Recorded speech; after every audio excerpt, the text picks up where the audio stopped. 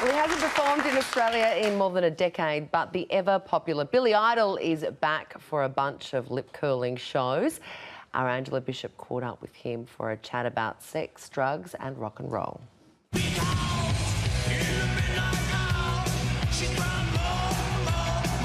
Billy Idol, welcome back to Australia. It is great to see you, but it's been a while since we've seen you. Something we said?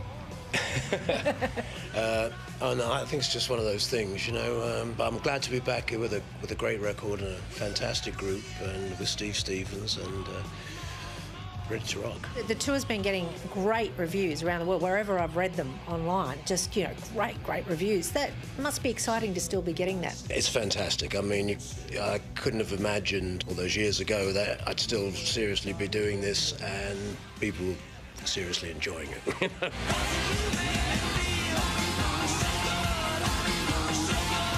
What have you had to do to make sure that you are here now and that you're able to do these shows and that are getting such great reviews? I mean, the first thing was it was great to put out some new music. I mean, the Kings and Queens of the Underground album, I think it just gives you the impetus to tour. You've got something new to say as well as playing your old stuff. And then I also wrote a book just recently, and that's out, and I think that's another reason to be out here kind of almost celebrating what you've done really in your life. If I had a chance, I'd ask the world to dance and I'd be dancing with myself. The book's called Dancing with Myself, and you wrote it yourself, no ghostwriter. Was it hard to be as honest as you were? You had to kind of go there, and you had to face up to yourself, the good side of yourself and the evil side of yourself, so to speak. Did you face your own mortality a bit when you realised how many times you came very close to no longer being here? Yeah, because I probably hadn't really quantified any of that. And just as much as I've created things, I've also destroyed a lot too. So I had to look at both sides of that personality, that sort of dichotomy, really. That self-sabotaging side of you, almost. Yeah, it's a big part of me, it really is. I do have a self-sabotaging side. Come on, it's a nice day for a white wedding.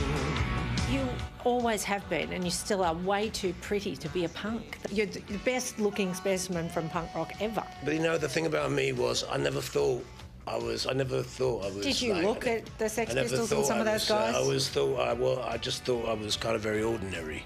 Really? Yeah, well, I wear glasses and everything, you know, I've got bad eyesight, I can never see things, so I can't see myself in the mirror, so I don't know what I look like, you know.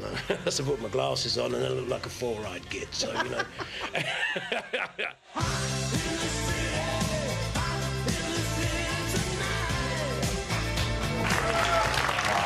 was a bit charming, wasn't he? We actually noticed something from that story. Billy Idol has a twin here at 10. It's our very own Scott McKinnon, who's That is uncanny. Is that Scott on the right?